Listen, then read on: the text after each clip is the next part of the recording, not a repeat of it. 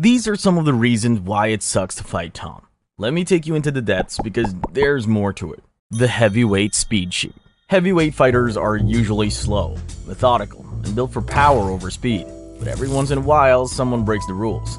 I mean, if I say Mike Tyson, you already know explosive speed, insane reflexes, and knockout power in both hands. If I mention Muhammad Ali, it's the footwork, the movement, the way he floated around the ring like he wasn't even touching the canvas. Aspinall, a 250-pound monster who moves like a butterfly and stings like an RPG headed straight for your jaw. The light footwork, the fast hands, the long reach, it's the worst kind of cheat code. Because heavyweights aren't supposed to move like this. And yet, here we are. Let me take you back to UFC Fight Night 191.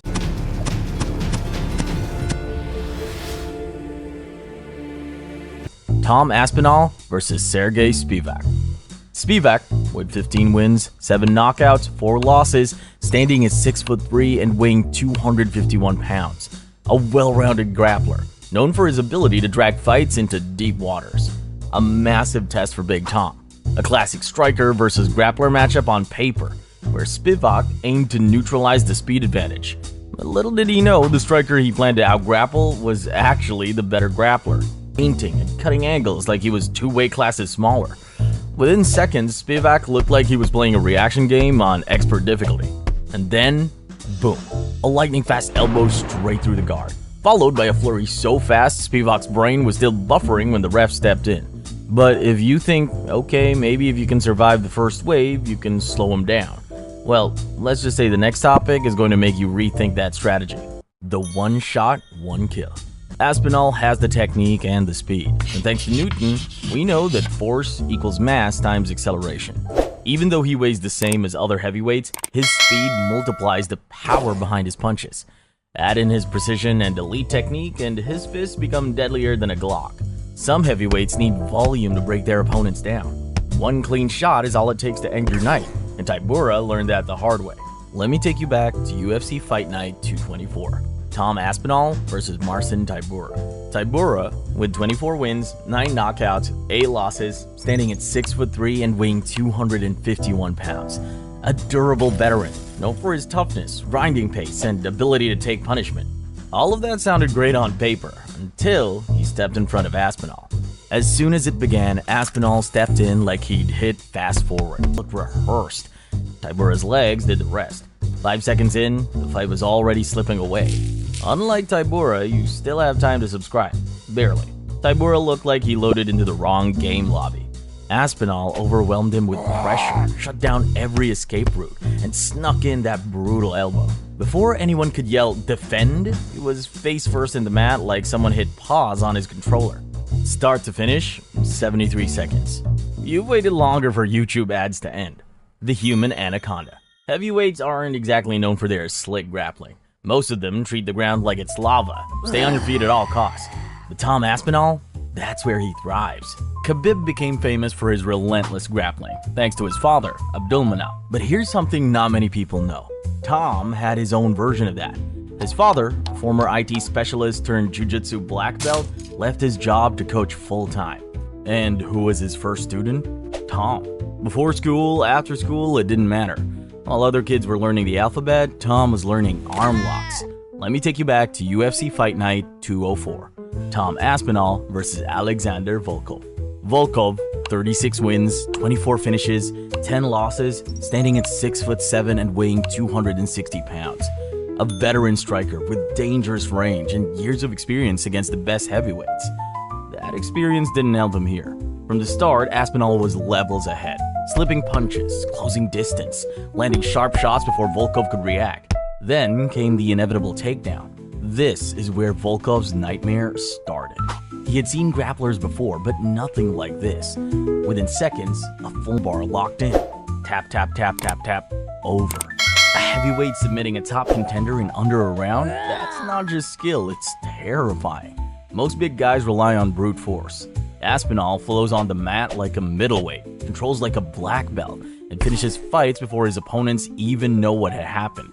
And if you think keeping the fight standing is the answer, just wait until you see what happens when he starts hacking your legs down before you can even react. The Sniper Leg Destroyer. You've seen heavyweights swinging kicks like tree trunks, slow and predictable. But when Aspinall throws a leg kick, it's surgical, fast, and lands with the precision of a sniper round. And when he faced Sergey Pavlovich, that precision was more than just a tool. It was his entire game plan. Let me take you back to UFC 295. Tom Aspinall versus Sergey Pavlovich. Pavlovich, 18 wins, 15 knockouts, 2 losses, standing at 6'3" and weighing 260 pounds. A terrifying knockout artist with freakish power. He holds the record for the longest first-round KO streak in UFC heavyweight history. The real test for Big Tom. There was a man in Russia long ago. He was big and tall. He was the monster from Russia, a classic movie villain. The big bad Russian wrecking everyone in under a minute, ready to add another victim to his highlight reel. This fight was supposed to be a collision of freight trains, or a chess match between 2 heavy-handed knockout artists who had respected each other's power. But Tom doesn't do respect. Not for power punchers, not for legends, and definitely not for Nina drama. Just ask Pavlovich, or Jones. From the opening bell, Tom didn't wait. Just do it, Tom said. And he did it. He knew Pavlovich wanted a slugfest, so he took out his base first. A vicious inside leg kick. Clean, accurate, immediate reaction. Pavlovich backed up. His movement slowed. And in heavyweight MMA, a stationary target is a dead one. But Aspinall doesn't let opportunities slip. The moment Pavlovich planted his feet, Aspinall exploded.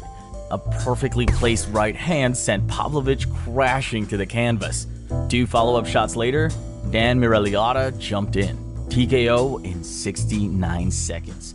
Everyone knew that he had plans of 69 with Nina drama, but with Pavlovich, that surprised everyone. And yes, guys, this was Aspinall proving that power means nothing without precision. The high IQ. To be honest, when I saw the 2 fighters standing across from each other, I thought this might be a tough one for Aspinall. Collier looked sharp, big frame, composed, ready to bang. Turns out, it was nothing like I imagined. Let me take you back to UFC Fight Night 171. Tom Aspinall versus Jake Collier. It was Tom's UFC debut, and you'd expect nerves, maybe a slow start. But instead, you got a masterclass in composure. Collier came out trying to establish control, throwing rangefinders, looking to get into rhythm. But Aspinall didn't bite. He just watched, waited, analyzing everything. And then, snap. One perfectly timed right knee straight to the stomach. Collier didn't even blink before his body gave out. Tom followed it up with a quick 1-2, and Collier was counting sheep. Now, here's the part casuals miss. Aspinall didn't rush. He didn't storm forward and swing wild. He paused, calculated, and when he stepped in, every follow-up was clean, sharp, and clinical. The whole thing, 45 seconds. It looked like a fight, but it felt like a hit job. Aspinall walked in, ran the program, and shut the system down. The nightmare comeback. And then there was unfinished business with Blades. Curtis Blades was the man who served Aspinall his only UFC loss. Not because he was the better fighter that night, but because fate had other plans. A freak knee injury just 15 seconds in robbed Aspinall of the chance to prove himself. No frustration and a long road to recovery. But the thing about Tom, he doesn't break. He rebuilds. And when the rematch was finally set, Tom waited 2 years for this moment. And when it finally came, it was worth every second. Blades was still the same dangerous wrestler, the same powerhouse who had bullied countless heavyweights, true champion material. But this time, Aspinall wasn't stepping in to test himself. He was stepping in to finish unfinished business. Let me take you back to UFC 304. Tom Aspinall versus Curtis Blades 2. Blades, with 18 wins, 13 finishes, standing at 6'4" with an 80-inch reach, and weighing 256 pounds, one of the deadliest heavyweights in the UFC. He holds the record for the most takedowns in UFC heavyweight history, ragdolling opponents like it's nothing. The pace. This wasn't adrenaline, it was control. All that frustration from the last fight, bottled, measured, and weaponized into every step forward. And when the fight-ending sequence came, it was poetic. Aspinall, the man who had his dreams snatched away in an instant, took everything back in brutal fashion. A perfectly placed shot, a flurry of precision, and Blades crumbling to the canvas. Just Tom Aspinall, standing tall, avenging his only UFC loss, and proving once and for all, there are no ghosts left to haunt.